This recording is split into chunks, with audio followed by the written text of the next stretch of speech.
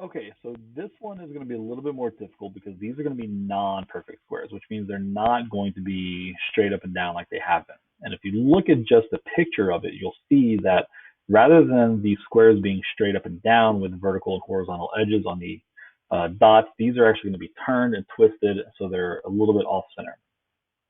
The first thing we're going to do, though, is we still want to find out what the area is. So I'm going to look at this, and again, we did this for the last couple of days. I want to start by counting up how many individual squares are in the inside.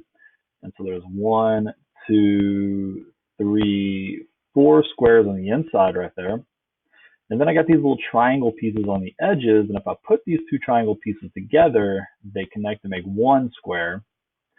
So I can count up all the squares and say 1, 2, 3, 4. Those make 5, 6, the 7, and 8 there. So my area for this one is going to be an 8. So the area for this square is an 8. Now we need to find out what the side length is, though. So what I'm actually going to do is I'm going to jump over to the calculator now. And again, just like I did a second ago, I'm going to put the square root function over here on the left-hand side. I'm going to put my 8. So we're going to say what the square root of 8 is and press enter. Now this time it's going to give me a really big decimal. It's going to be 2.828427125. Now, this is going to not be a perfect number. It's not going to be an exact number because, again, anytime you multiply decimals together, your answer will come up with a decimal, but clearly the number 8 doesn't have a decimal, so that's not going to work out. But what this will tell us is that this number right over here, the 2.8, we'll round that to 2.8. That's going to be the approximate side length for this square.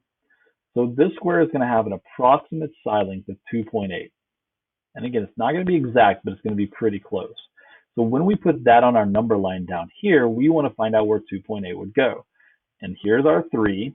So the 2.8 is actually going to go just to the left of my 3 right over here because it's going to be less than a 3.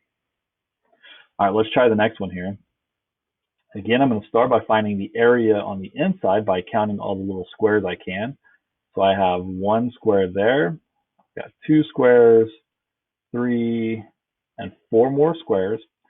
But now I've got these extra pieces right over here that I need to do something with. Now, that's kind of hard to draw there. I didn't draw it very well. But these are going to be 1, 2, 3. And if I put these two right here actually together, these two triangle pieces would fit together. And they would make up a triangle with an area of 3.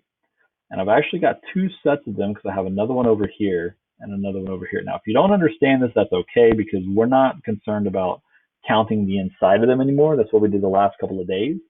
Right now, I'm just going to go ahead and show you. So this is a square with an area of 3, 6, 7, 8, 9, 10. So this is going to have an area of a 10 on the inside. And again, that's what we did for the last couple of days. That was the purpose of trying to count those irregular shapes. But we'll just go ahead and tell you it's an area of 10. Now, I want to find out what the square root of this is going to be for the side length. So again, I go back to the calculator over here, and this time I'm going to press in the square root of 10. I got to move that. And you end up with, oh, hold on, let's try that again. So square root of 10, and you'll end up with about 3.16. So we can round that to about 3.2. So this is going to have a side length of about 3.2. And again, we look down on the number line down here, and it's going to go this time to the right of the 3. So I'll put it right there between it. It's not going to go directly on top because it's more than a 3. So it'll go just to the side of it. And let's look at the last one here. Now, this one was a bigger square, so I went ahead and told you right away. The area of this one is 32. So all we need to do now is just find the side length. And so to find the side length, we go back to the calculator. And I'm going to say the square root of 32. And this time it's going to give me 5.65. We round that to about 5.7.